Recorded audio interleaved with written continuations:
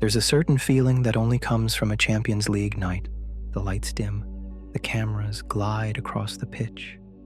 The anthem rises like something ancient, familiar yet strangely overwhelming every time you hear it. And for a moment, the whole world pauses. Because this competition isn't just football. It's memory, it's ritual. It's a place where eras begin, where legacies are written, and where some of the most defining nights in the sport unfold under a sky of floodlights and expectation. Long before it was called the Champions League, it was simply an idea that the greatest teams in Europe should meet face to face to decide who truly stood above the rest. An idea that would grow into something far bigger than anyone imagined. Over the decades, it became a timeline of football itself. You see entire generations written into this competition. Real Madrid's early dominance, the Lisbon Lions, Cruyff's Ajax, Milan's perfection, Liverpool's drama, United's immortality, Barcelona's artistry, Madrid's modern dynasty. Seasons change, players come and go, and yet the Champions League remains, a constant in a sport that rarely stands still. For many of us, this tournament shaped the way we fell in love with the game. It gave us the impossible goals, the late winners, the heartbreaks that stayed with us long after the whistle blew. It raised us through childhood, carried us through adolescence, and followed us quietly into adulthood. This is the story of that competition. A story of dynasties and tragedies, miracles and reinventions, the rise of legends and the fall of giants. A story that spans continents, cultures, and lifetimes. So tonight, let's go back, all the way back, to where it began. Welcome to the Theater of Europe.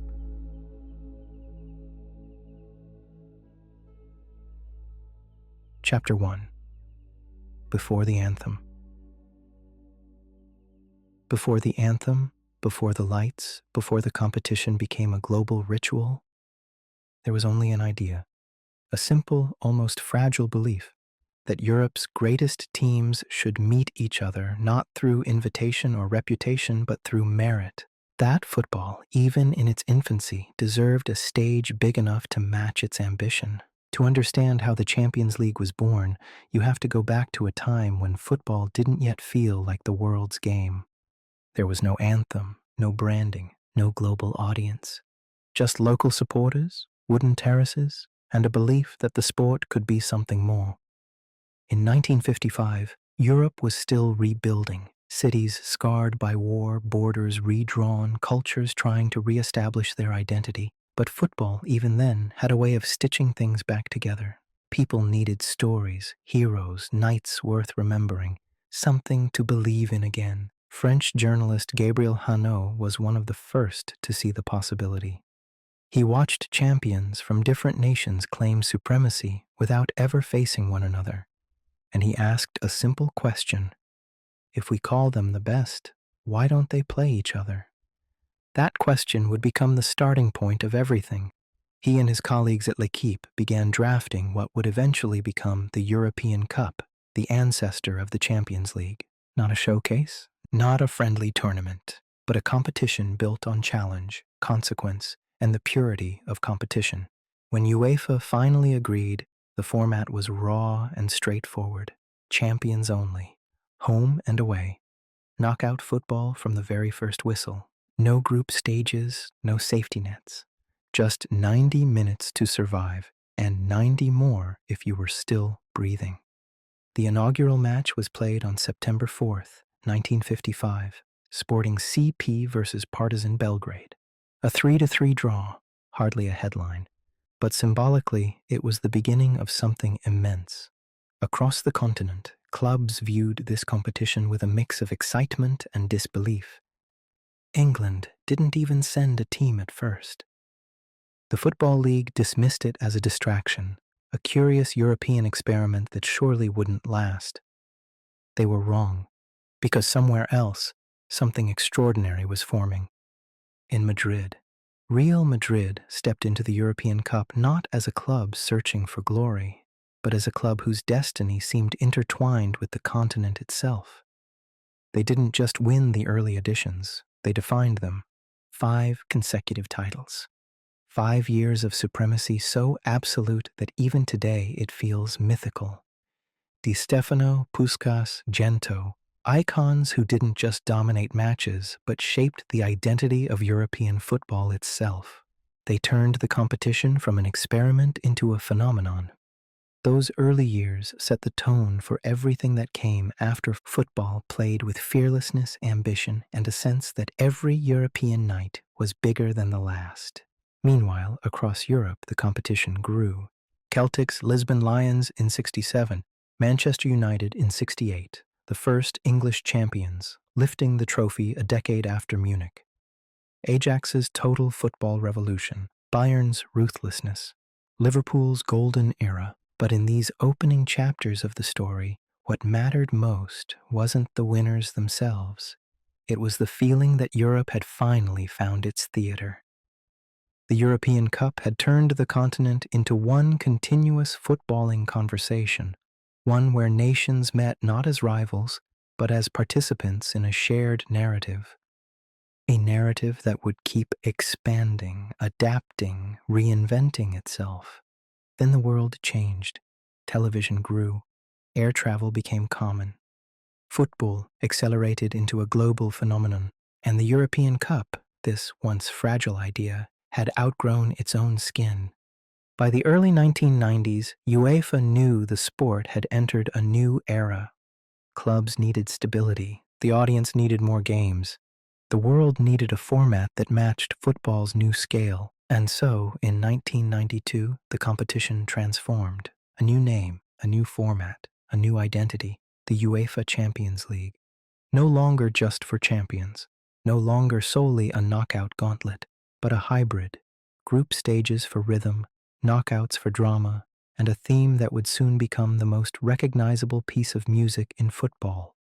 But before the anthem became iconic, before the branding, before the magic, before the legends, there was only that initial idea, born from journalists, nurtured by dreamers, and defined by the giants of the early European Cup.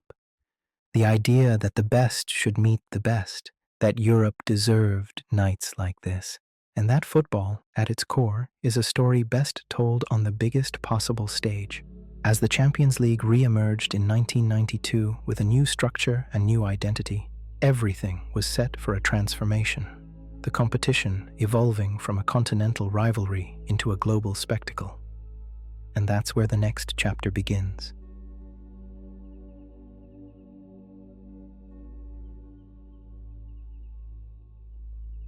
Chapter 2, The Birth of a Modern Giant, 1992 to 2000.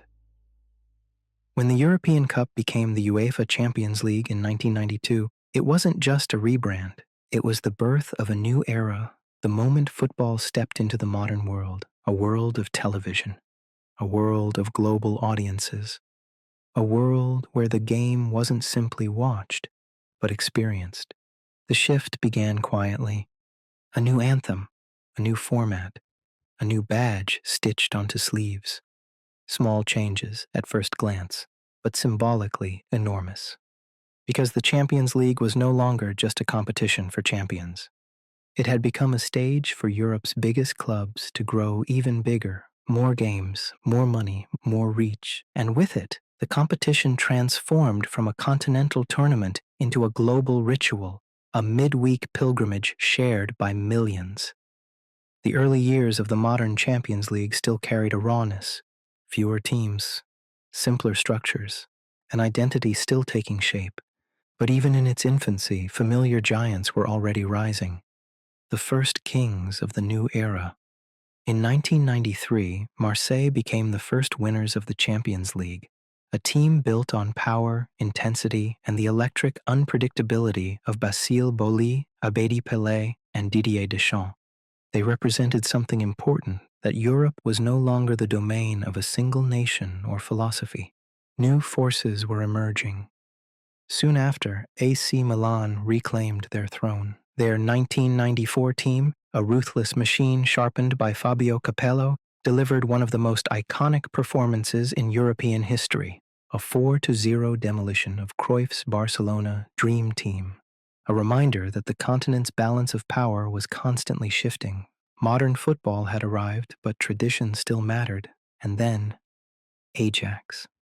Youthful, fearless, defined by fluidity, intelligence, and the spirit of a club that believed in its own system more than anything else. The 1995 Ajax team remains one of the purest expressions of footballing identity the competition has ever seen. Seedorf, Kluivert, Davids, Overmars, van der Sar, Litmanen, kids who played like veterans. Veterans who played like artists. Their triumph showed the world that the Champions League wasn't just a platform for money or experience. It was still a place where ideas could win. The rise of new powers. As the 1990s progressed, the football landscape began to change. Money entered the game in new ways. Television deals, sponsorships, global marketing. Clubs grew into brands. Players grew into icons. Manchester United embodied this transition better than anyone. Under Sir Alex Ferguson, United became more than a team. They became a symbol of English football's revival in Europe. Their 1999 treble season remains one of the most dramatic stories in Champions League history. A semi-final comeback against Juventus. 2 stoppage-time goals in the final against Bayern, a trophy lifted under the lights of the Camp Nou, and a manager who became immortal in that moment. United's triumph represented the new era perfectly. Emotion, narrative, global attention, football as theater, a competition growing up. By the late 1990s, everything around the Champions League was evolving. The anthem wasn't just a song anymore. It had become a trigger, a signal that the ordinary week was giving way to something magical. Stadiums upgraded, broadcasts improved, children in countries far from Europe stayed awake past midnight just to watch the stars of the competition. The Champions League was no longer a European ritual. It had become a worldwide one. Football had stepped into the accelerated pace of modern life. Bigger clubs built bigger squads. Transfers reached new heights. The sport's globalization was unstoppable. And through all of it, the Champions League grew alongside it, adapting, expanding, and slowly becoming the sporting phenomenon it is today.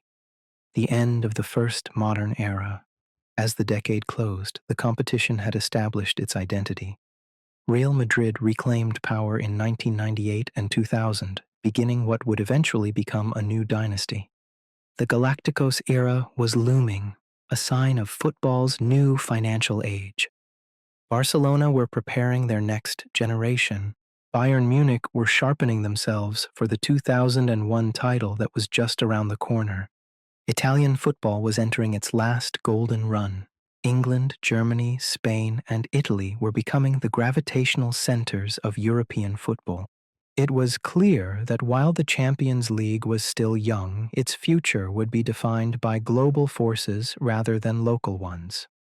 What began as a European tournament had evolved into football's greatest stage, a place where legends were made, a place where eras collided, a place where the continent's identity, sporting, cultural, and emotional, was being rewritten year after year. The next chapter of the story would be one of transformation, a new millennium, a new generation of stars, and the gradual rise of footballers who would shape the childhoods of millions, including ours. Which brings us to the next era, the 2000s. A decade that didn't just change the Champions League, but changed the world.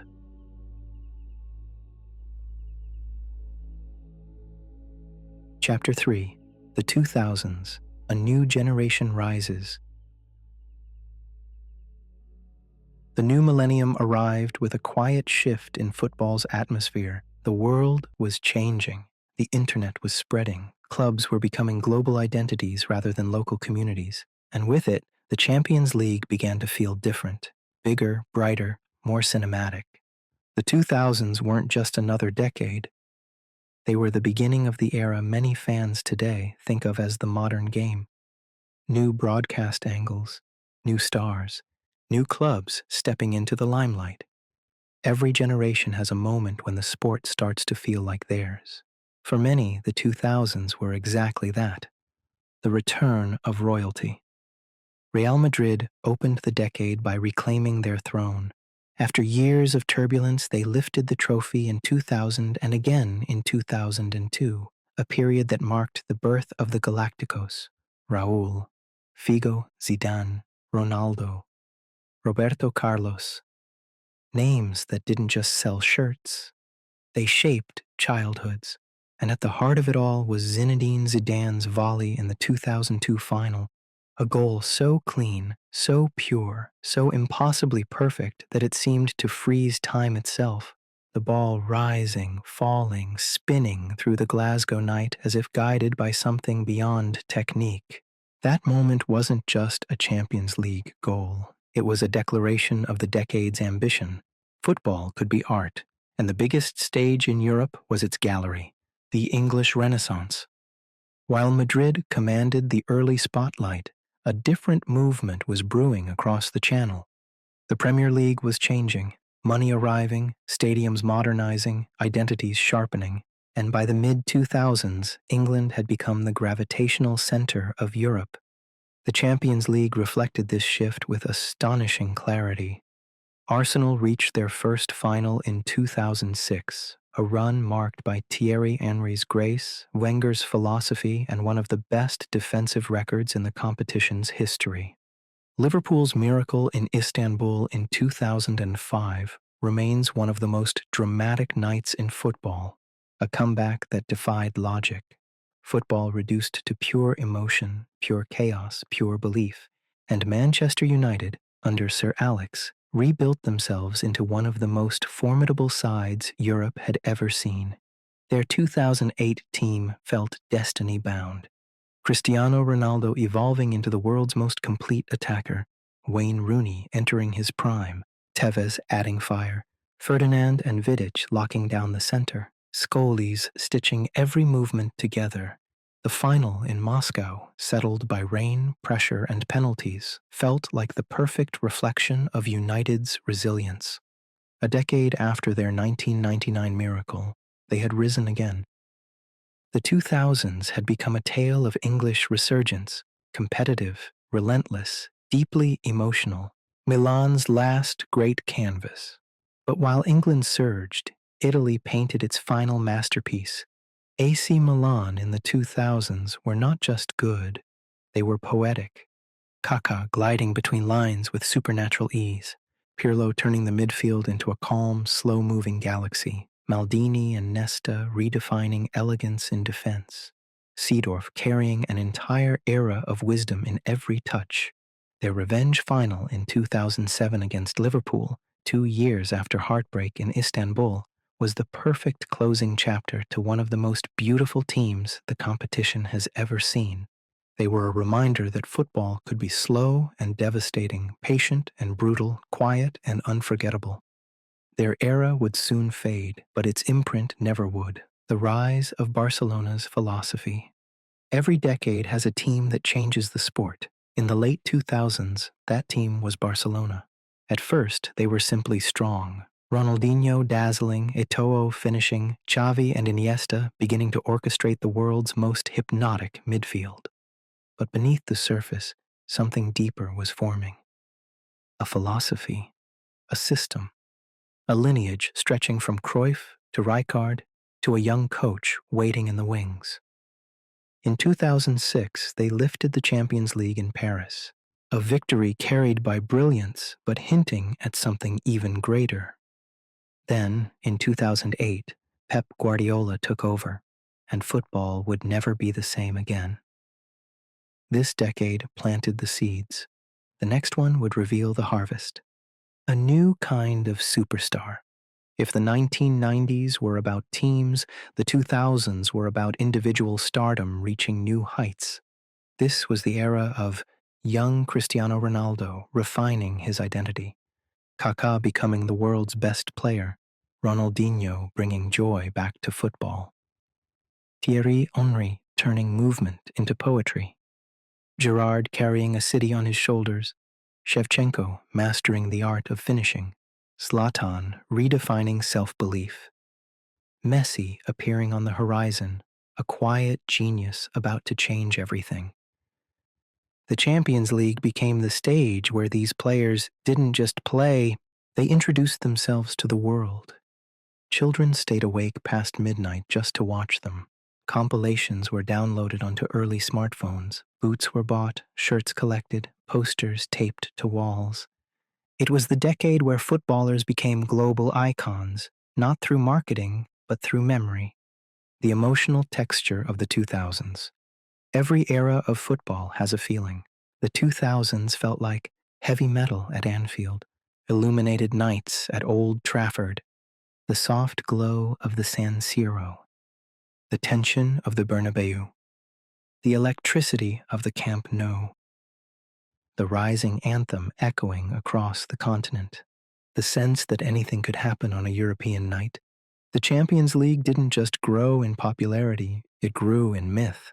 And that myth was built on moments, the ghost goal at Anfield, Shevchenko being denied by Dudek, Ronaldo's header in Moscow, Ronaldinho at Stamford Bridge, Kaká slicing through United, Lehmann's red card in the 2006 final, Maldini scoring in 50 seconds, Scully's against Barcelona. You didn't just watch these things. You remember where you were when they happened, the bridge to a new world. As the decade closed, football stood on the edge of transformation. The game was becoming more analytical, more global, more intense. The internet was evolving. Social media was emerging. Young fans were connecting in new ways, and a new duopoly was beginning to take shape. Two players who would define football for 15 years and reshape the meaning of greatness. Messi, Ronaldo. Their story would become the story of the Champions League itself, but in the 2000s, the stage was being prepared by the teams, by the legends, by the electric unpredictability of a decade that still feels close enough to touch. The 2000s weren't just a chapter in the history of the Champions League. They were the foundation of everything the tournament would soon become: a cultural landmark, a global obsession, a generational ritual. And as the decade faded, the lights of a new era came into focus, the 2010s, the era of footballing immortality, the era of the rivalry that changed everything.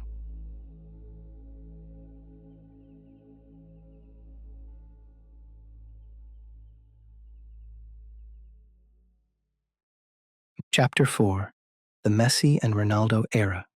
The 2010s arrived with a clarity no one expected. Football had always produced legends, but never a split sky, never a decade defined so completely by two men. For almost 15 years, the Champions League wasn't just a competition. It was an ongoing dialogue between two different philosophies of greatness, played out in stadiums across Europe, witnessed by billions. Lionel Messi, Cristiano Ronaldo, two players so opposite in style, personality, and expression that they felt like mythological archetypes: the prodigy and the machine, the poet and the warrior, the quiet genius and the relentless conqueror. Together, they didn't just raise standards, they rewrote them, and the Champions League became their stage. The era begins. Ronaldo had already lifted the trophy in 2008, Messi in 2006, and again in 2009. But it was 2011, the Wembley final, when it felt like the tectonic plates of football shifted for good. Barcelona didn't just beat Manchester United, they dissolved them. Passing, movement, geometry, pressure. A kind of football that seemed to operate outside the rules of physics. Messi stood at the center of it all, a quiet conductor with a natural law of gravity around him. That night felt like the beginning of something irreversible, the age of an individual brilliance so breathtaking that tactics, analysis, even commentary struggled to keep up. And just as Messi reached transcendence, Ronaldo began engineering the greatest reinvention football has ever seen.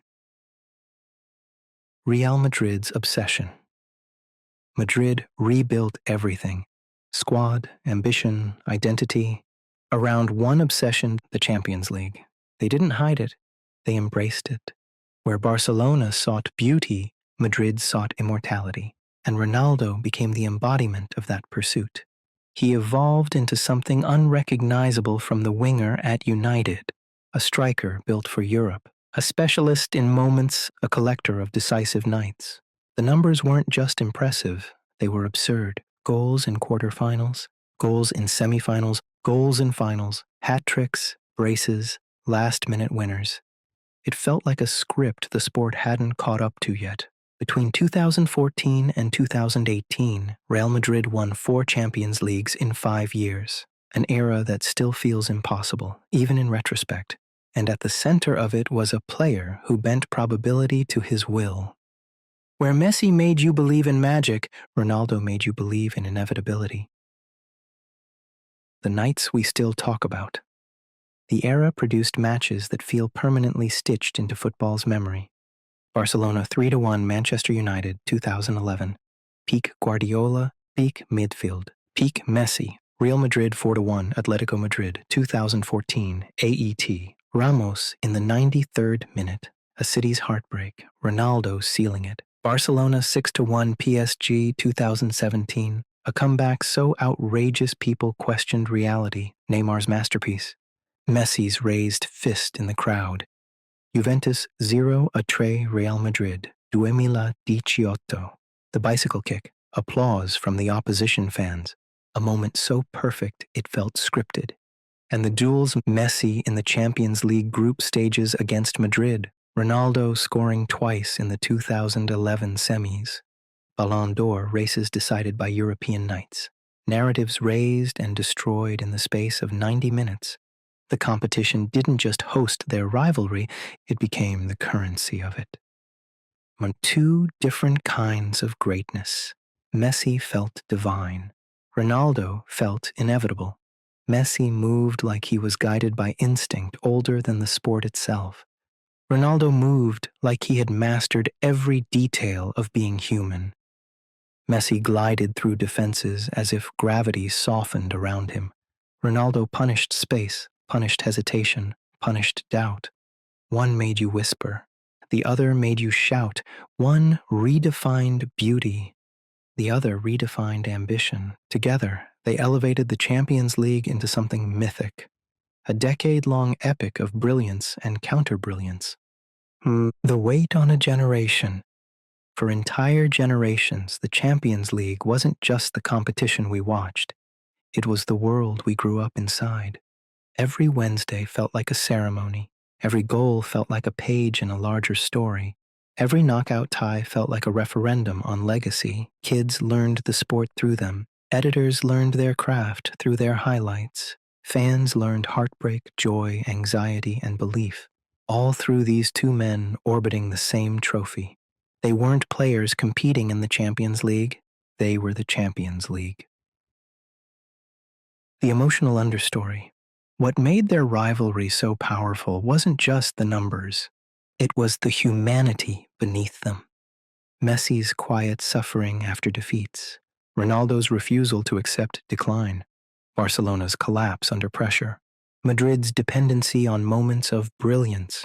Semi-finals that became psychological warfare. Finals that felt like generational events. Fans didn't just observe the rivalry, they lived inside it. Your adolescence. Your early adulthood, your dreams, fears, frustrations, somehow mirrored in 2 players who never stopped pushing the limits of what was possible. They became emotional constants in a world that changed around you. Every season began with Messi and Ronaldo. Every season felt defined by them. Every season ended with the question, who came out on top? The beginning of the end. All eras fade. Even the golden ones. Messi leaving Barcelona, Ronaldo leaving Madrid. The magic dissipating in phases not with one moment, but through a series of small, painful realizations. The runs were slower. The explosiveness dulled. The dominance became inconsistent. The world moved on.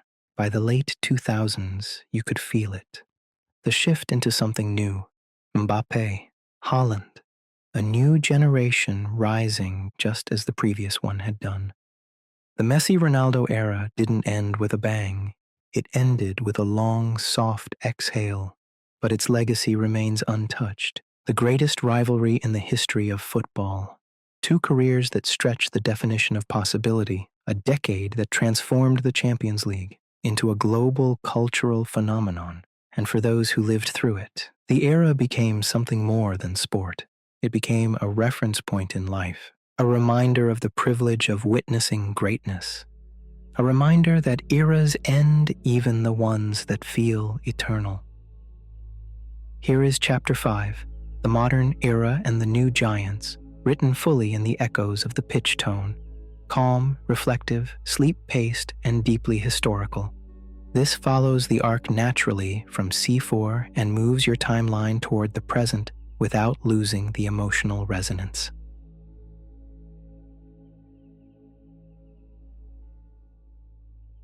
Chapter 5, The Modern Era and the New Giants. The end of the Messi-Ronaldo era didn't create a void. Instead, it revealed a truth football had been quietly building toward for years. Greatness would no longer belong to one or two players. It would belong to systems, to structures, to clubs designed not around stars, but around philosophies. And so began the modern era, a period defined not by individual brilliance, but by architecture, causing a shift in power. As the 2010s turned into the 2020s, Europe's balance of power started to tilt. Barcelona fell. Real Madrid recalibrated. Bayern remained relentless. Liverpool rose and collapsed and rose again. City built an empire with terrifying precision. The Champions League, once shaped by rivalries between galaxies, became a competition shaped by blueprints. Pep's positional play, Klopp's heavy metal intensity, Tuchel's structural control, Nagelsmann's fluid systems, Ancelotti's timeless calm, each represented a different interpretation of how football should be played, and the Champions League became the proving ground for these competing visions. Manchester City, the age of control. It's impossible to talk about the modern era without stopping at the gates of Manchester City, a club engineered layer by layer to conquer Europe. For years, they dominated domestically, but struggled under the lights of the Champions League, nights where bad luck and bad moments collided with psychological weight. But by 2023, everything aligned. A rebuilt defense, a midfield that moved like a living organism, Haaland as the inevitability up front, and Guardiola, the architect, finally finding the balance between control and chaos. The result was a campaign that felt preordained: London, Munich, Madrid, Istanbul. Each step deliberate, each performance measured, a machine of calm precision. When they lifted the trophy, it felt like the closing of a long, inevitable loop. The fulfillment of a decade-long thesis. That structure could be as overpowering as talent. Liverpool. Emotion as a tactic. If City represented control, Liverpool represented emotional velocity. Klopp didn't just build a team, he built a force of nature. European nights at Anfield became operatic events, noise, energy, belief, a kind of collective will that opponents could feel physically. The 2019 run wasn't tactical, it wasn't logical, it wasn't even possible, yet it happened. The comeback against Barcelona, Origi's goals, Alisson's saves, moments that feel like live myths etched instantly into football's collective memory. Liverpool didn't dominate Europe the way City did, but their peaks felt supernatural, proof that sometimes a system isn't enough. Sometimes you need chaos and belief and a crowd that refuses to accept reality. Bayern Munich, the relentless constant. While England tore itself between control and chaos, Bayern remained the one immovable object in Europe. Every few years, they reassemble a squad that feels engineered for inevitability. 2013, 2014, two trebles, two teams built on power, speed, ruthlessness, Lewandowski, Müller, Ribéry, Robben, Neuer, a spine that seemed to regenerate every time the sport evolved. In an era defined by instability, Bayern represented something almost nostalgic, a superclub built on identity rather than stars. They didn't reinvent the sport. They didn't need to. They simply perfected their own version of it. Real Madrid, a new dynasty in silence. After the Cristiano era, many expected Madrid to fade. Instead, they transformed. A new midfield rose. Kroos, Modric, Casemiro giving way to Valverde, Tchouaméni, Bellingham, Camavinga. A generational shift, executed with frightening smoothness. In the 2022 campaign, it was something else. Not dominance, not control, not structure, something more mysterious, a kind of competitive immortality. Chelsea, City, PSG, Liverpool, games won not through tactics, but through moments and belief and the intangible thing that defines Madrid's identity. They weren't the best team, but they were the most inevitable, and sometimes that's enough. The new stars arrive. With the systems in place, a new generation emerged, less burdened by myth, more prepared for the demands of the modern game. Haaland, the machine built for a machine. Mbappé, the heir to the throne of global superstardom. Vinicius, a winger shaped by chaos and joy. Bellingham, a midfielder who feels sculpted by destiny. Rodri, the quiet emperor of midfield control. They aren't trying to imitate Messi and Ronaldo. They're building something different, a style defined by athleticism, tactical maturity, and efficiency. The Champions League is no longer about individual sagas. It's about ecosystems, and these players are becoming the symbols of their systems. A competition redefined. Today's Champions League feels different because the world feels different. The sport is faster, the stakes are higher, the margins are thinner. The calendar is relentless, but the essence remains unchanged. Floodlights, drama, nights that feel supernatural, moments that stretch time. The tournament has simply evolved from a stage built for kings into a theater built for dynasties. The golden eras of old have given way to an era of perpetual motion, and somewhere within that motion, the stories continue, the improbable upsets, the late winners, the heartbreaks, the miracles. The modern era has shown us that no matter how the sport evolves, the Champions League remains, the beating heart of European football.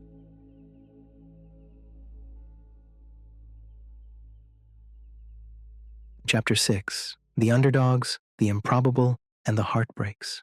For all its giants, for all its empires and dynasties, the Champions League is secretly built on something else, the belief that for one night, the impossible might happen.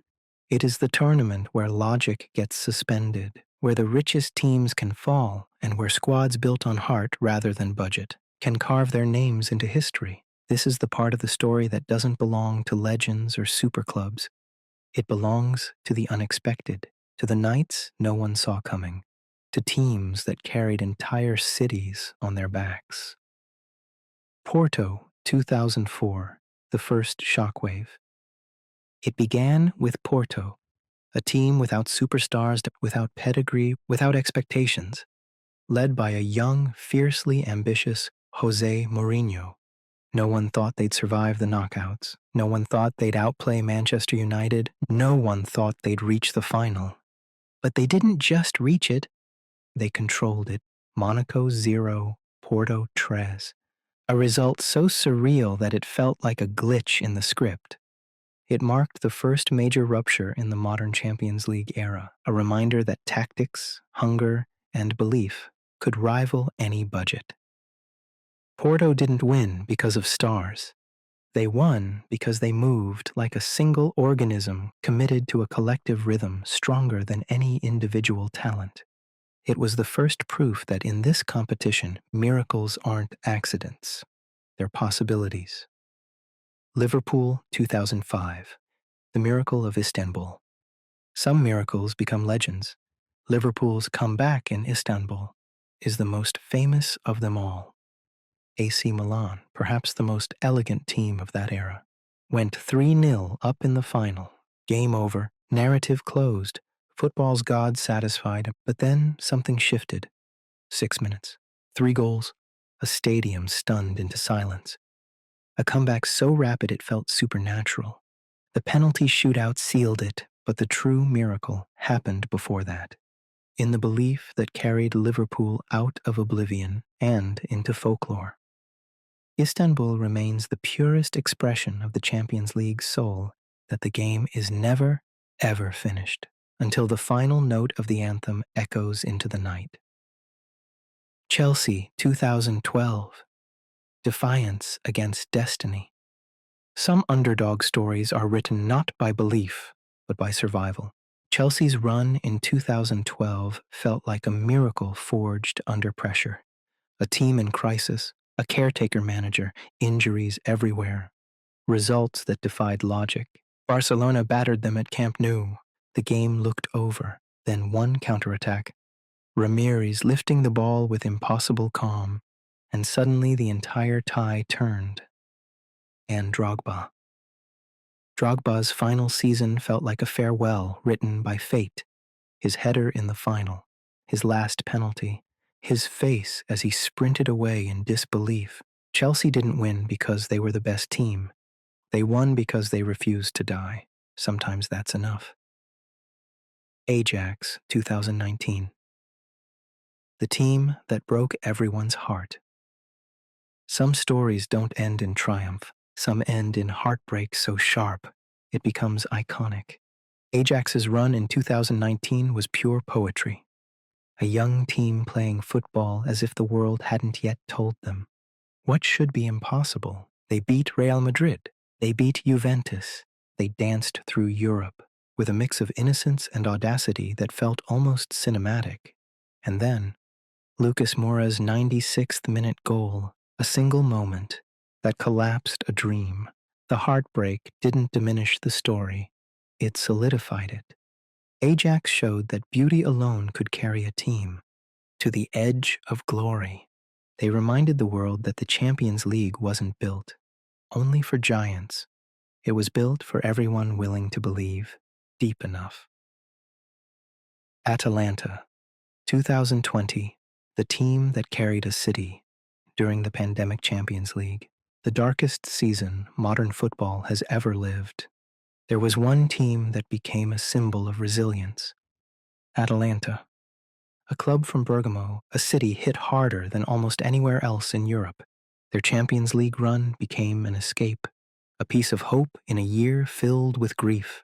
They played without fear, without inhibition, without hesitation. Passion over pedigree, courage over reputation. When their run finally ended against PSG, in the 90th minute, millions felt the heartbreak.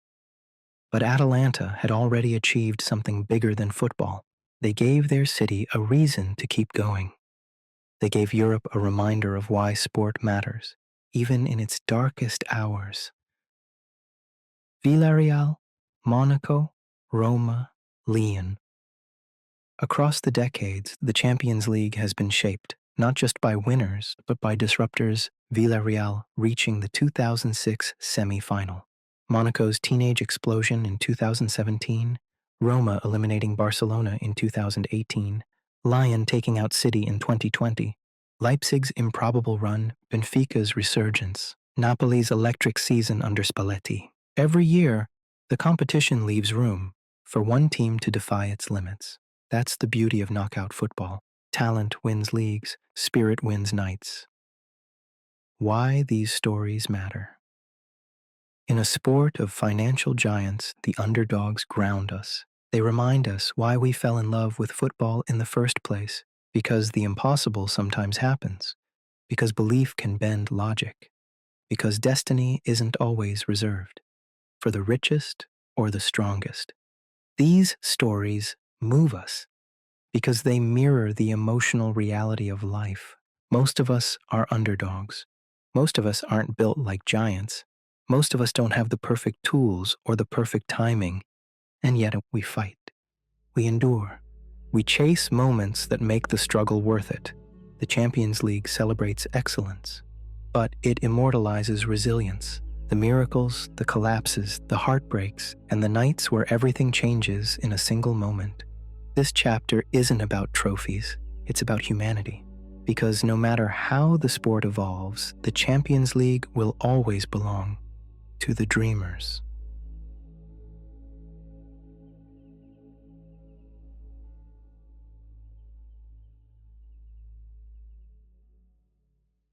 Chapter 7.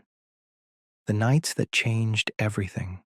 The Champions League doesn't just give us matches, it gives us nights. Nights that feel suspended in time, as if the world outside the stadium no longer exists. Some of these games define eras, some define legacies, some become cultural timestamps that everyone remembers, whether or not they supported the teams playing. These are the nights that changed football, the nights where the sport didn't just entertain us, it imprinted itself on our memory. 1999, Manchester United 2-1 Bayern Munich, and Solskjaer has won it. The night that taught football that nothing is impossible until the last second. Bayern Munich were already raising their arms in celebration, seconds from lifting the trophy. United were broken, exhausted, playing more on belief than structure. 2 corners, 2 touches, 2 goals, Sheringham, Solskjaer. A comeback so dramatic that it feels scripted even now. The 1999 final didn't just change a match, it changed the psychology of football. It reminded the world that possibility remains alive until the ball is no longer on the pitch.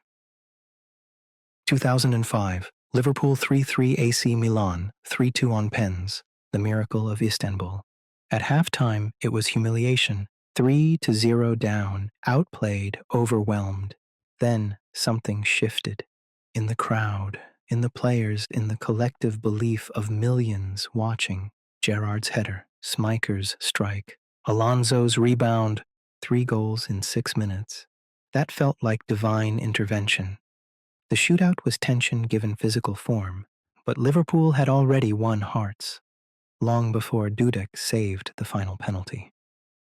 Istanbul became the universal parable of hope, the night that told every fan that belief can be enough to rewrite destiny. 2011, Barcelona 3-1 Manchester United. Football as art. Some games aren't contests, they're exhibitions. Barcelona's 2011 final at Wembley was the closest football has ever come to pure choreography. Xavi, Iniesta, Busquets, a midfield moving with impossible synchronicity. Messi gliding between lines, as if following a path only he could see.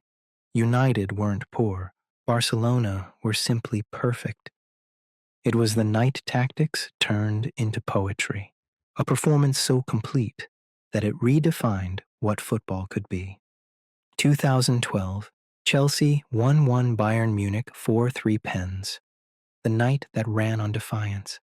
In Bayern's home stadium, against a superior team with injuries everywhere, with a caretaker manager in charge, Chelsea refused to break.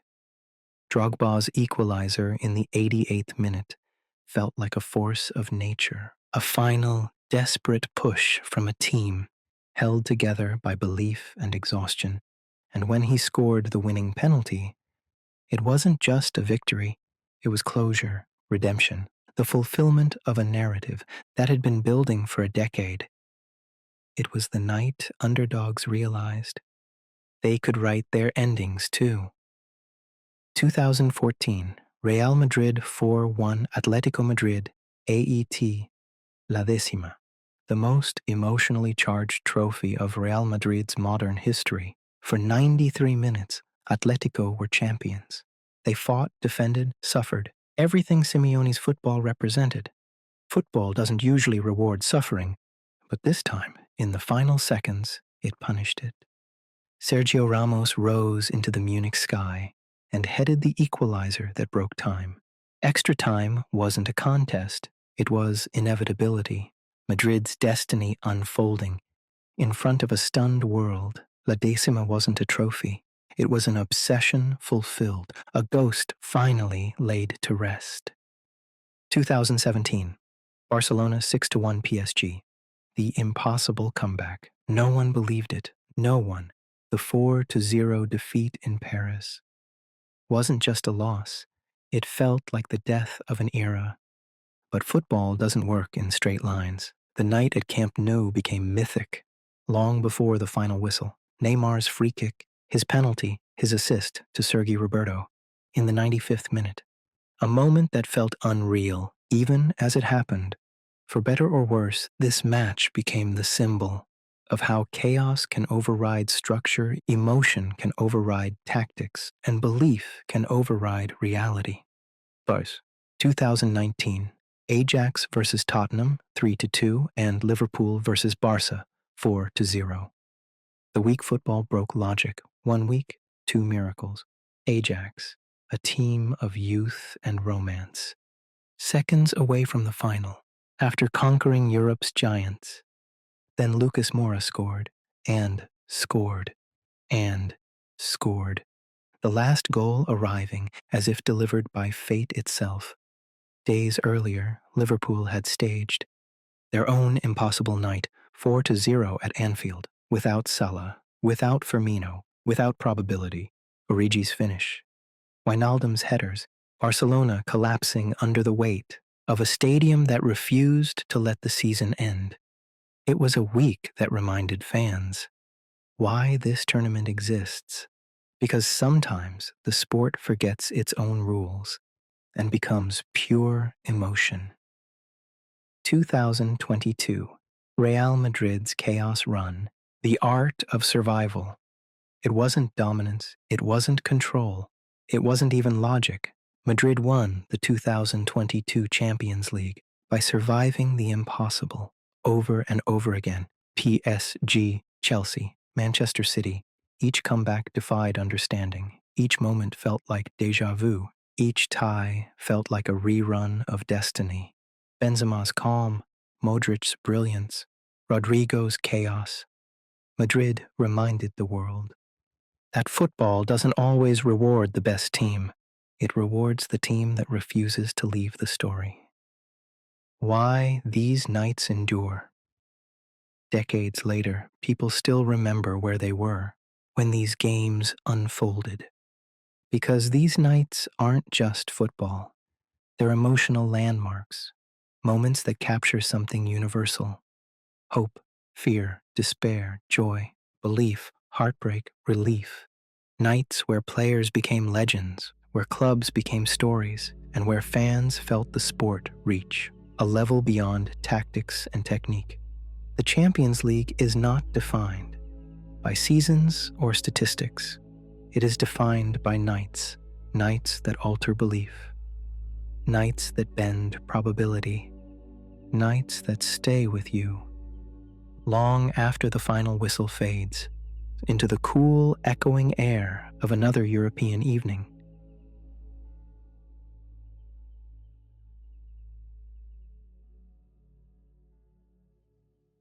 Chapter 8. The Future of the Champions League. The Champions League has always felt eternal, a ritual that arrives every year. With the same music, slightly melancholic, but still hopeful, it connects past, present, and the unknown future in a way that feels clean, cinematic, and sleep-paced. Chapter 8. The Future of the Champions League. The Champions League has always felt eternal, a ritual that arrives every year. With the same music, the same anticipation, the same sense of European theater. But football doesn't stand still, and neither does the competition. The future of the Champions League is already beginning to take shape, quietly, gradually, and unmistakably. 1. A new format, a new era. For decades, the Champions League followed the same rhythm: group stages, knockouts, the familiar cadence of midweek drama. But a new format is coming. One built around more games, more matchups, more globalization. Some fear it, some welcome it. But one truth sits quietly in the middle. The Champions League is evolving to match a world that no longer consumes football the way it used to. Streaming, highlights, condensed matches, a generation raised on short-form storytelling, is now the one shaping the calendar. More games means more narratives. More narratives means more eyes. The theater expands, but expansion changes atmosphere. And the future will ask a difficult question. Can the competition maintain its magic while becoming bigger than ever? 2. The age of superclubs. European football is narrowing. We are entering the era of superclubs.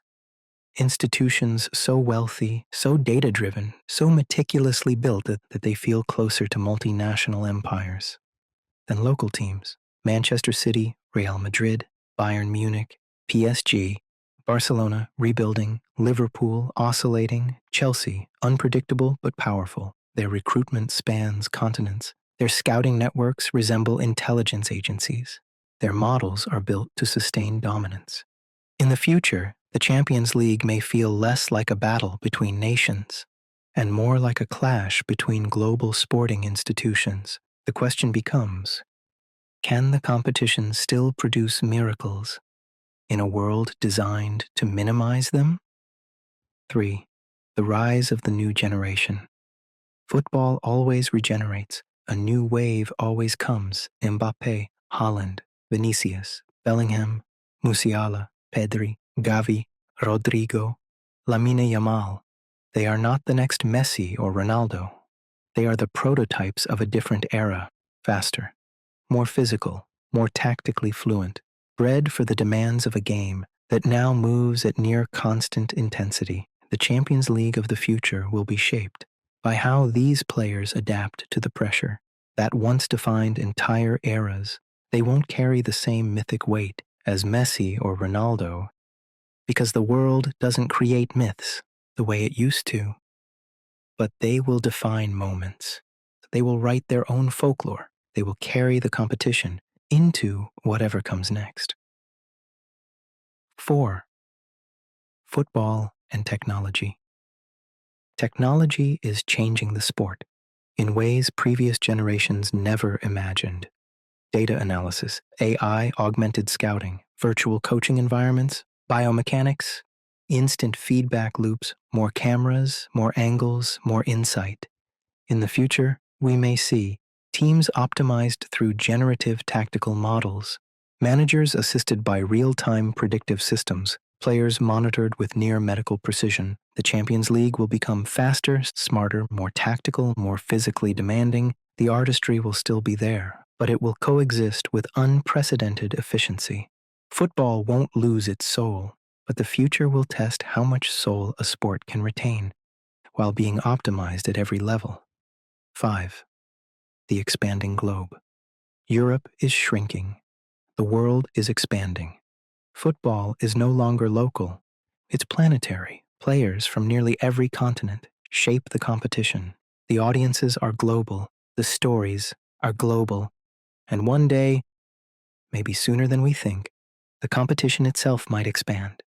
Beyond Europe's borders, neutral venues, global hosting rotations, finals in new continents, a Champions League built for a world that consumes football everywhere all at once. Whether that enriches the competition or dilutes it remains to be seen. 6. The eternal element, night, for all the change that's coming. The formats, the finances, the technologies, the globalization, one thing will remain unchanged: the night. Stadium lights cutting through the darkness, anthem echoing through the air, the quiet hum of nerves, the electricity in the stands as players walk out. No matter how much football evolves, the sensation of a Champions League night remains universal. It's the feeling that connects generations, eras, teams, and fans. It is the one constant in a sport defined by constant change. 7. The future's emotional anchor. In the end, the future of the Champions League won't be defined by formats or superclubs or new technologies. It will be defined by something quieter, the moments that stop time, a goal in the 94th minute, a save that doesn't make sense, a teenager changing a match, a stadium erupting in disbelief, a team nobody believed in refusing to disappear. The future will bring new giants, new heartbreaks, new miracles, but the essence will stay the same. One night, one moment, one story. That becomes part of football's memory forever.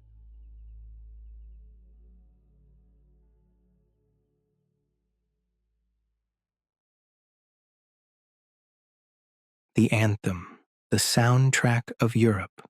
There are moments in football that belong not to players or managers or clubs, but to sound. And in the Champions League, nothing is more sacred than the first few seconds of the anthem. It begins quietly, almost imperceptibly. A swell of strings, a rising tide of harmony, a feeling more than a melody. And yet, from the first note, something shifts in the body. Your breathing slows, your attention sharpens. Time begins to thicken around you. It is the closest thing football has to a prayer. Because the Champions League anthem isn't just music. It's memory, it's ritual. It's a sensory bridge between every era you've lived through. For some, the anthem recalls childhood, sitting cross-legged on a living room floor, hearing the sound through a TV that wasn't quite loud enough, watching stars walk out beneath floodlights that looked brighter on screen than in real life. For others, it recalls adolescence, those midweek nights when homework was pushed aside, when school the next morning felt irrelevant, when you tried to time the kettle to finish boiling before kickoff. And for many of us now, it signals adulthood, a reminder that even on a Wednesday night, after long workdays, after stress and responsibility, the world can still feel magical for a moment. The anthem unifies all of those memories into one sensation, but what makes it truly special is how it was designed, almost intentionally, to trigger this feeling. In 1992, when the European Cup was reimagined into the Champions League, UEFA commissioned a piece of music that wasn't supposed to sound modern or fashionable. They wanted something timeless, a composition that felt like history, ritual, and ceremony all at once. They turned to Tony Britton, who pulled inspiration from Handel's coronation anthems, music made for kings. And maybe that's why the Champions League anthem feels the way it does. It crowns the moment. It elevates the pitch into a stage. It tells you that whatever's about to happen matters.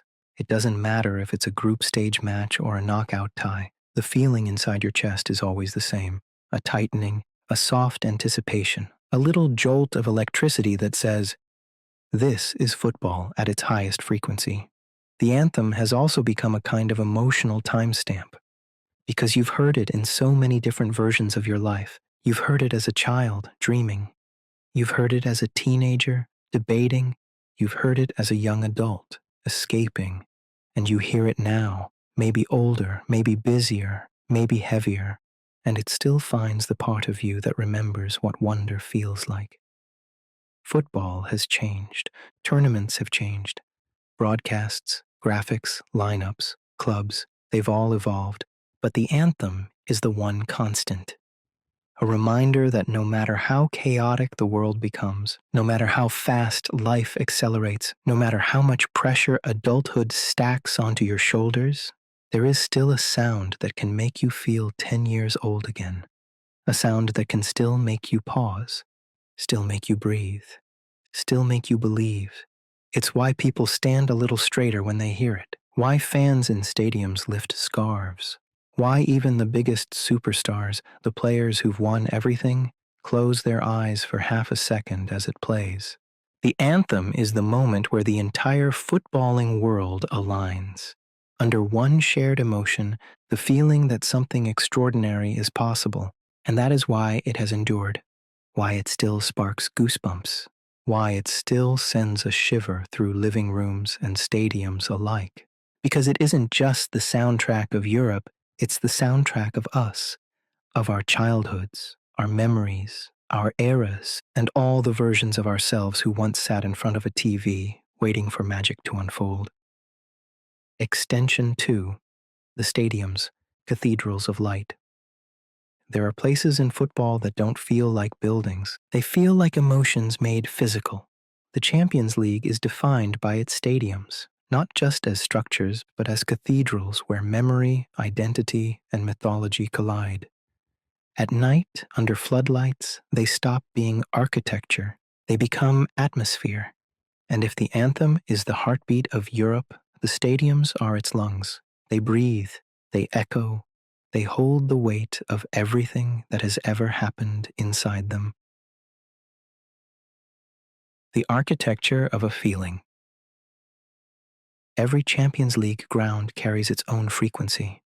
The Bernabeu, cold, regal, almost intimidating in its stillness, a place where history feels tall, where the air itself seems to demand excellence. The Camp Nou, wide and open, a horizon of seats that once watched the greatest footballing side of our lifetime dismantle opponents with grace. Anfield, not a stadium, but a living organism.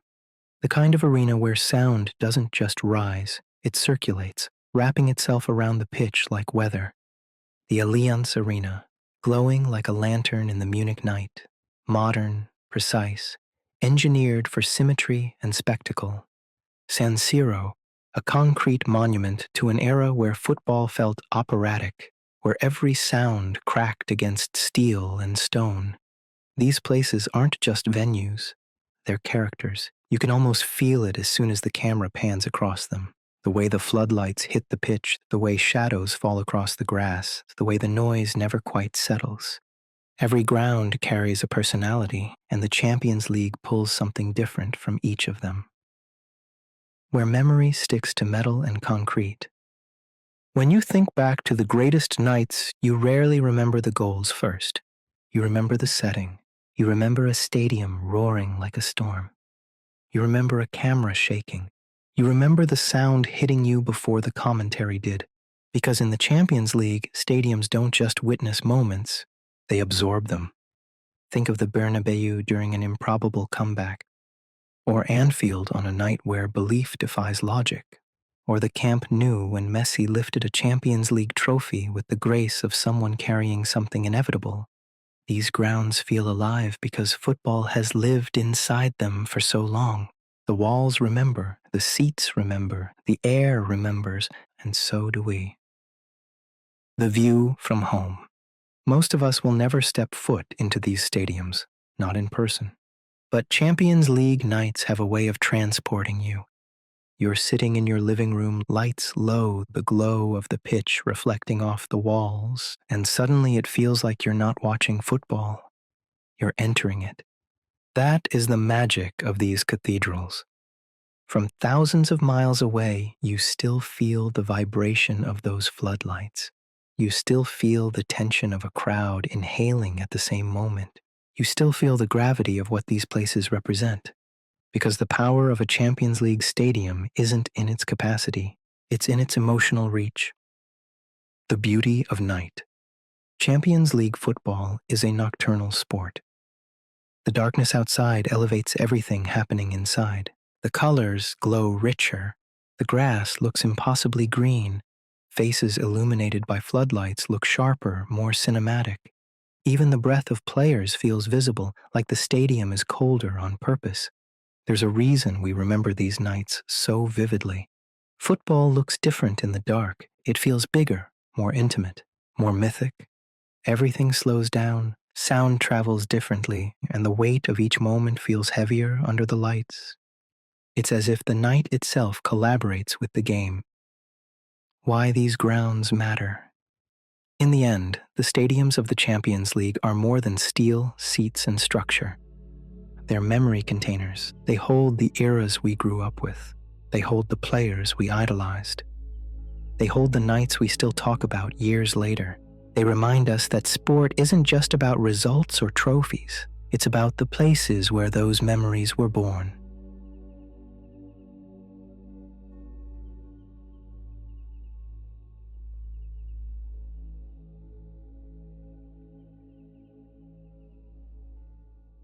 the rivalries that defined eras. There are few things that shape the Champions League more than its rivalries. Not just the matches themselves, but the tension between philosophies, cities, histories, and generations. In a competition built on excellence, rivalries become the gravitational pull, the force that gives certain nights their unmistakable voltage. Some rivalries are born from proximity, some from pride, some from a single moment that changed everything. But all of them have one thing in common: they define eras. The Clásico of Europe, Barcelona versus Real Madrid, by proxy. Technically, El Clásico belongs to La Liga, but for an entire generation, the rivalry between Pep's Barcelona and peak Real Madrid felt like it lived inside the Champions League. This wasn't just football. It was philosophy versus power, fluidity versus ferocity, a team built on geometry against a team built on inevitability. Every time their paths crossed in Europe, the competition felt heavier, like the tournament itself was holding its breath. It was football at its most aesthetic and football at its most brutal, depending on which shirt you wore. Those nights shaped how an entire generation understood greatness. The English Civil Wars, Premier League versus Premier League. As English football evolved from the directness of the early 2000s into the tactical sophistication of the late 2010s, a new era of rivalries emerged. Man United versus Chelsea, Liverpool versus City, Arsenal versus anyone who touched their pride. These weren't just fixtures, they were ideological battles. Mourinho's pragmatism versus Ferguson's relentlessness, Klopp's chaos versus Guardiola's control, Wenger's purity versus the rising modern game. The Champions League gave these rivalries something domestic football couldn't: stakes that felt universal. When English clubs met under the floodlights of Europe, the entire continent watched, and every win was more than a win. It was validation of a way of thinking.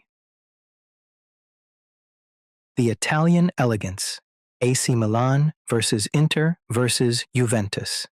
Italy's Champions League rivalries feel different, less explosive, more operatic. The San Siro has staged some of the most atmospheric derbies in the competition's history, its concrete echoing like an ancient amphitheater. Milan's glamour, Inter's grit, Juventus's cold, relentless ambition. These clubs didn't just compete, they contrasted.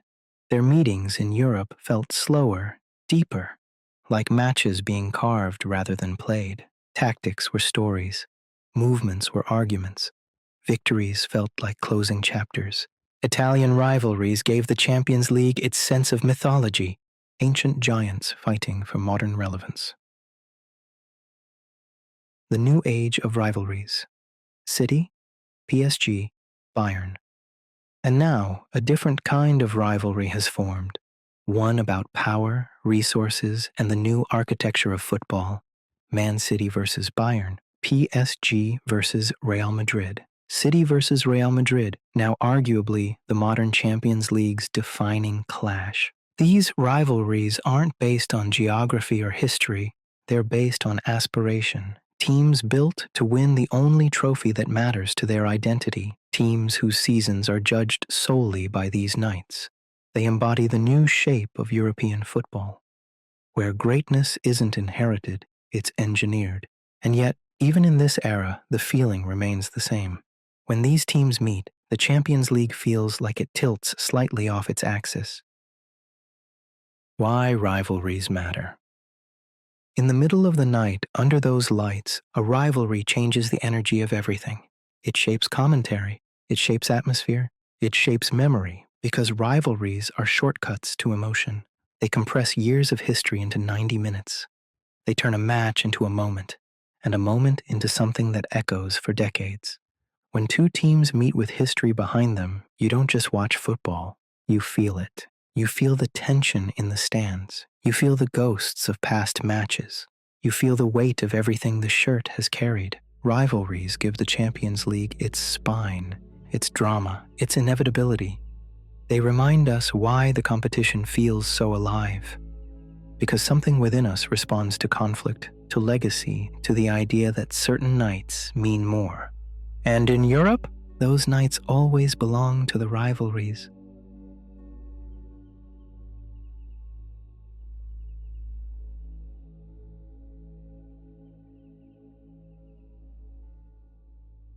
Culture of Europe. There is a reason the Champions League feels different from every other competition on Earth. A league match can be predictable. A domestic cup can be tactical. But the Champions League is emotional. Because Europe is where the impossible happens often enough that it doesn't feel impossible anymore. Comebacks aren't rare here. They're part of the tournament's DNA. Moments where logic dissolves, momentum flips, and football reminds you it's a sport built on hope as much as it is on tactics. Comebacks are the heartbeat of this competition, the shape of a comeback. Every great Champions League comeback follows the same emotional pattern: a quiet resignation, a faint spark, a shift in atmosphere, a goal that changes nothing, and then somehow changes everything. You see it long before the final whistle. In the way fans rise to their feet, in the way players start demanding the ball, in the way the stadium becomes a living thing. A comeback begins as a feeling long before it becomes a scoreline. The games that rewrote belief itself. Barcelona 6-1 PSG. The night chaos became art. For some, it's the greatest comeback ever witnessed, not just because of the scoreline, but because of how the match felt. It was chaos in perfect rhythm, a match where every pass, every bounce, every ricochet seemed guided by something larger than the sport. The moment Sergi Roberto scored, you could hear the disbelief in the commentary, in the crowd, even in the players themselves. It was a reminder that football isn't scripted, but sometimes it feels like it is. Liverpool 4-0 Barcelona, Anfield, the furnace. This wasn't a comeback built on chaos. It was built on will, on a stadium that refuses to believe it's beaten, on a group of players who understood something simple. Belief is contagious. Every era has one comeback that becomes folklore. This was theirs.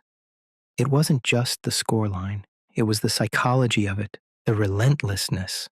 The moment Trent Alexander-Arnold caught an entire defense asleep and changed a generation's relationship to imagination. Manchester United 2-1 Bayern, the birth of Fergie time. Before the modern era of comebacks, before remontadas had a name, there was 1999, a game United had no business winning, a night Bayern controlled until football decided it didn't matter. 2 corners, 2 rebounds, 2 goals, a lifetime's worth of emotion, packed into 100 seconds, the comeback that invented a phrase and immortalized a manager. Real Madrid's trilogy, a comeback every round. If Barcelona wrote poetry and Liverpool delivered willpower, Real Madrid delivered inevitability. 2022 felt like something supernatural. PSG collapse, Chelsea collapse, City collapse, Liverpool fall in the final.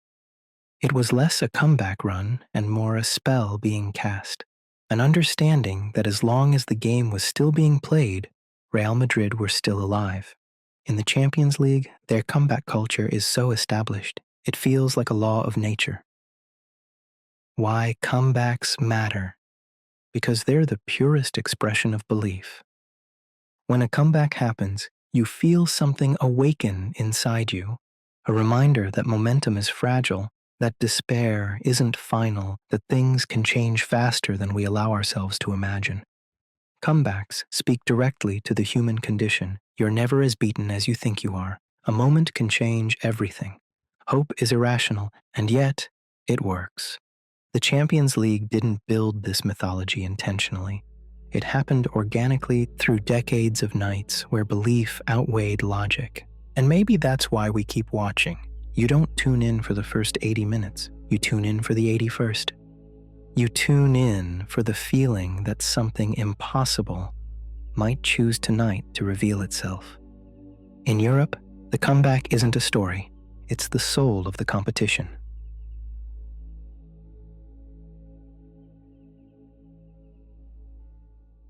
The tactical evolution of the Champions League.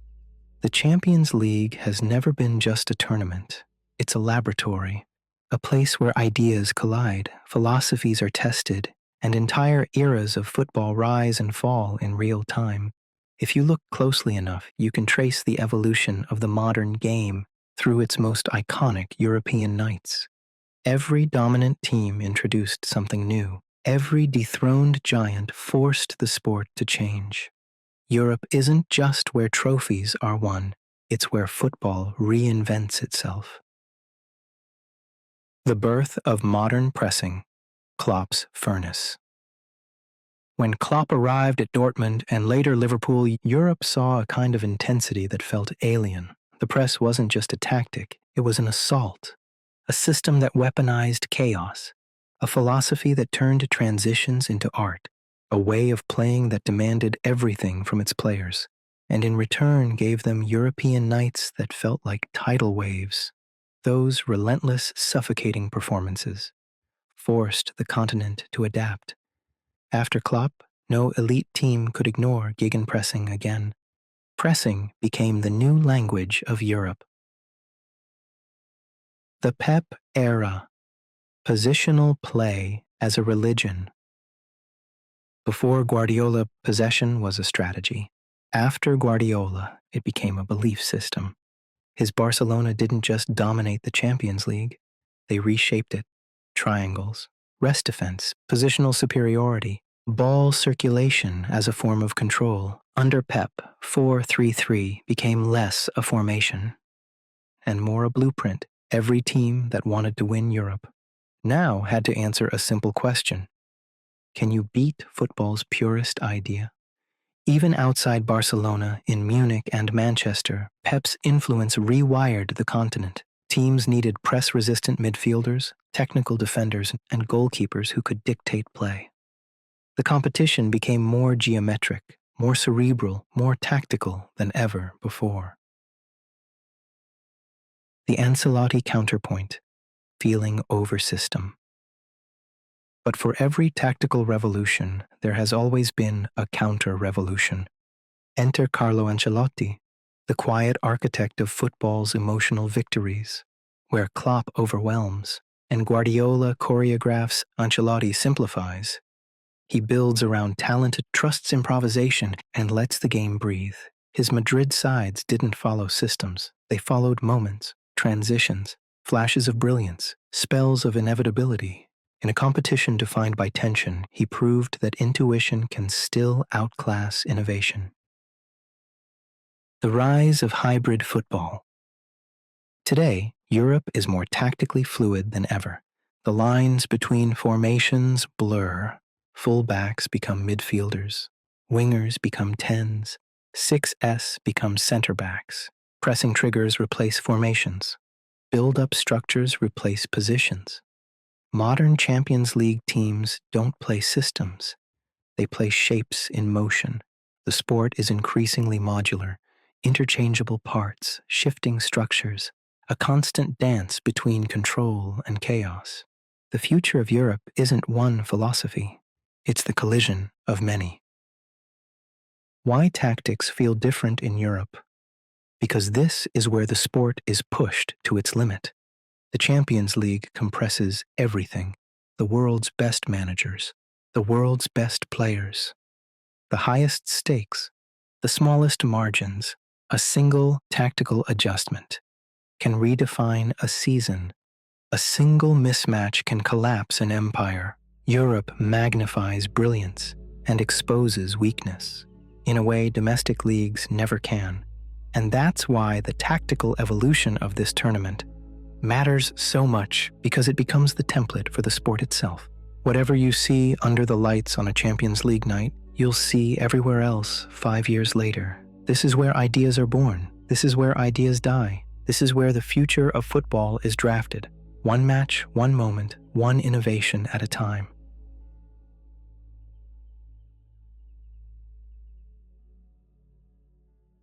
The legends who defined the tournament.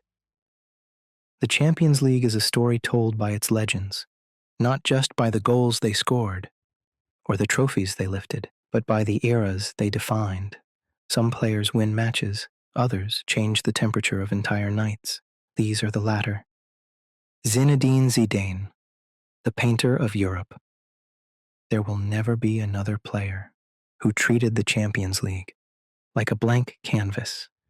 Zidane didn't just play in Europe, he performed in it.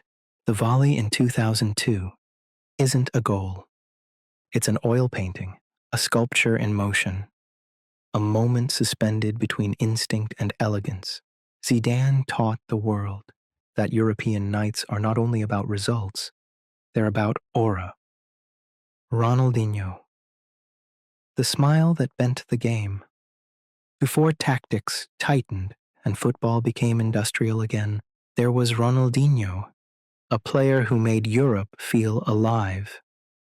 He played with an energy that made the sport feel young. The night he was applauded at the Bernabeu remains one of the purest moments in Champions League history, a stadium built on hostility, forced into reverence. Ronaldinho reminded us that football, even at its highest pressure point, could still be joy. Cristiano Ronaldo, the architect of inevitability. There are players who rise to the occasion, and then there's Ronaldo, a player who creates the occasion. Finals, knockout rounds, away goals, desperation minutes. He mastered them all. No player in Champions League history has bent the arc of destiny. With such consistency, you can debate the greatest of all time. But in this tournament, his dominance is almost mythological. Europe was his stage, and he made it feel small. Lionel Messi, the silent defier of logic. Where Ronaldo built empires, Messi built universes. What made his Champions League nights unforgettable wasn't power, but precision, not noise, but inevitability. The 2011 run remains one of the most complete seasons ever played by a single footballer. Games didn't feel competitive. They felt orchestrated. Messi didn't conquer Europe by forcing himself onto matches. He dissolved into them and rewrote their rules from the inside. Andres Iniesta, the quiet metronome. Iniesta was never the face of the competition, but he was often its heartbeat. The weight of his influence is clearer in hindsight. Every time Barcelona needed control, he provided it. Every time chaos threatened, he calmed it. He wasn't the player who scored the headline goals, but he was the player who shaped the story. Iniesta taught us that greatness is sometimes a whisper, not a roar. Paolo Maldini, the man who refused to age. For some legends, the Champions League is a career arc. For Maldini, it was a lifetime. Debuting in the tournament, before some of today's stars were born, he carried AC Milan through generations. Different eras, different teammates, different styles, same presence. Maldini didn't just survive in Europe. He elevated in Europe, a defender who felt unbreakable even as the game changed around him. Xavi, the engine of perfection. If Iniesta was the painter, Xavi was the architect.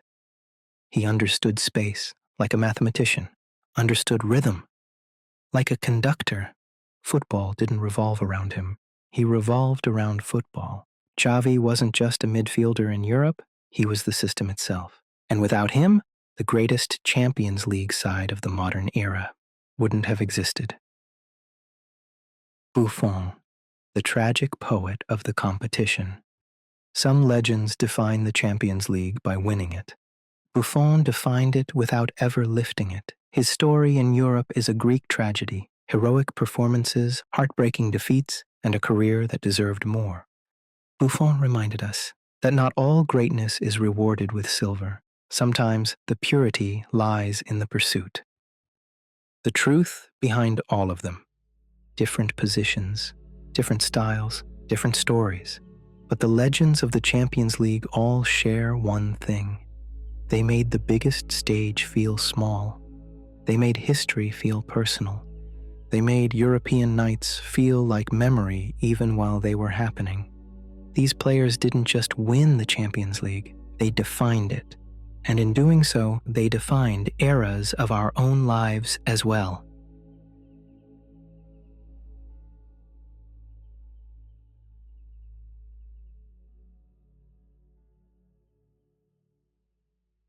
The cultural impact of the competition.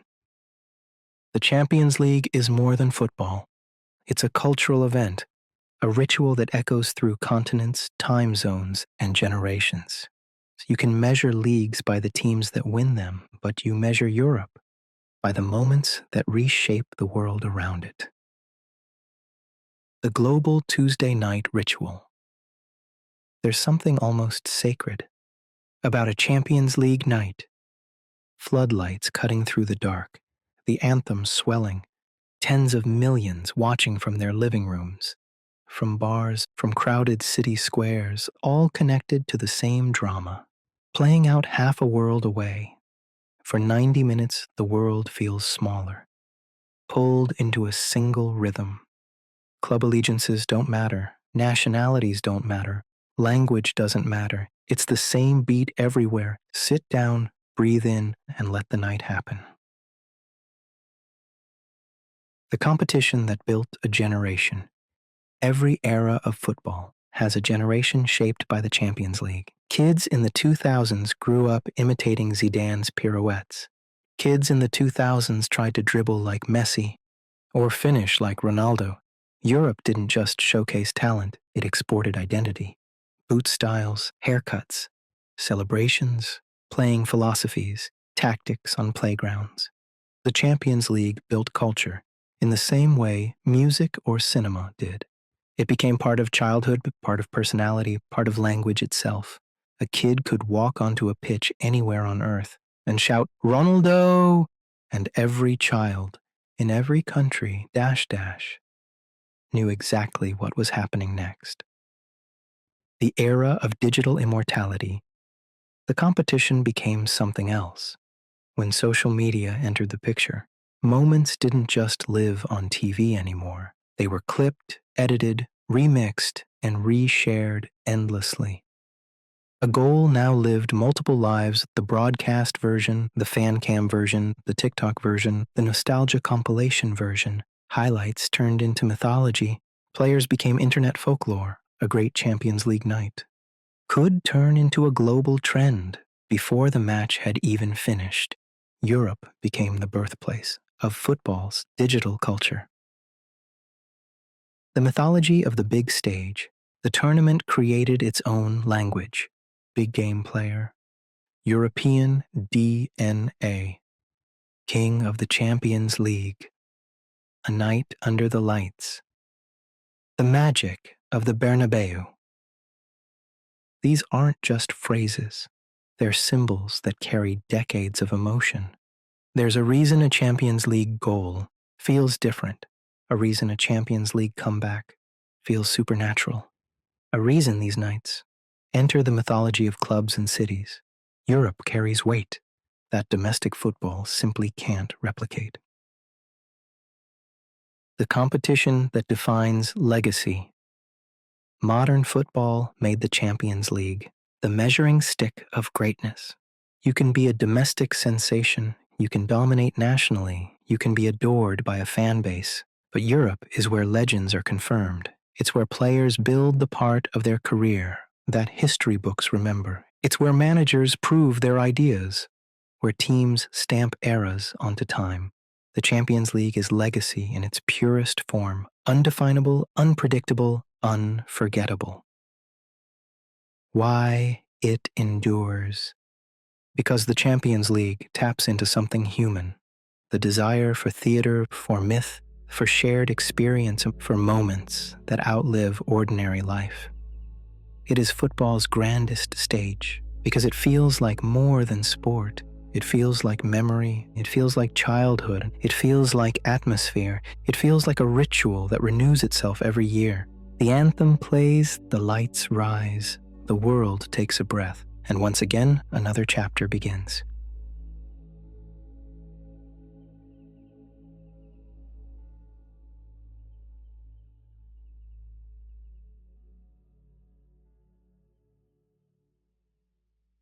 Epilogue.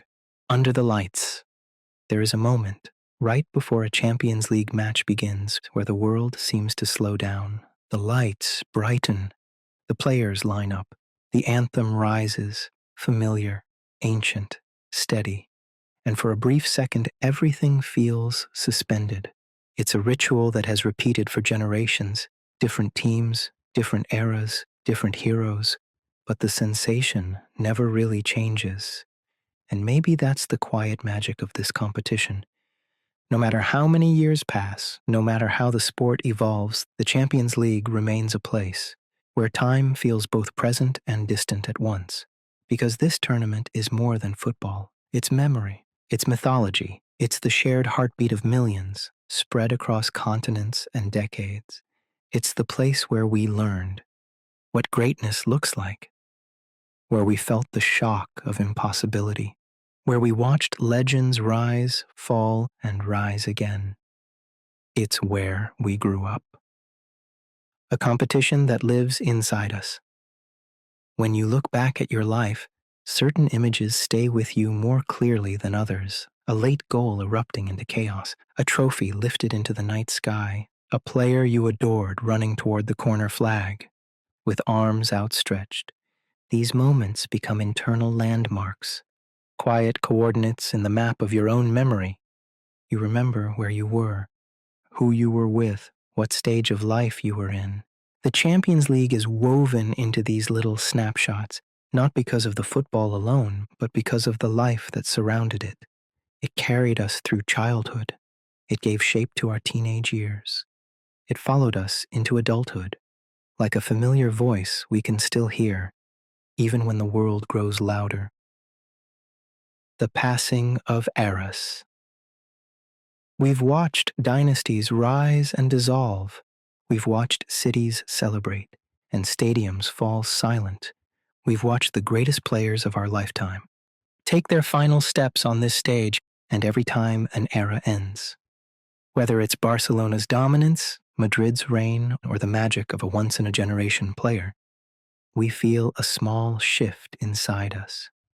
Because football's eras tend to fade in the same way life's eras do, quietly, gradually, without warning. One day the players we grew up with are gone from the tournament, and suddenly we realize that the years we thought would last forever were already slipping into memory while we were living them. That's the hidden weight of this competition. It never just reflects football. It reflects us. The light that never leaves. Yet for all that changes, one image remains unaltered, a pitch glowing under European floodlights. There is something eternal in that picture, as if every Champions League night is part of one long, continuous story being told across decades. The players change, the stadiums change, the tactics and tempo and technology evolve, but the feeling stays the same. That quiet breath before kickoff, that surge when the ball hits the net, that soft ache of heartbreak, that unexplainable joy.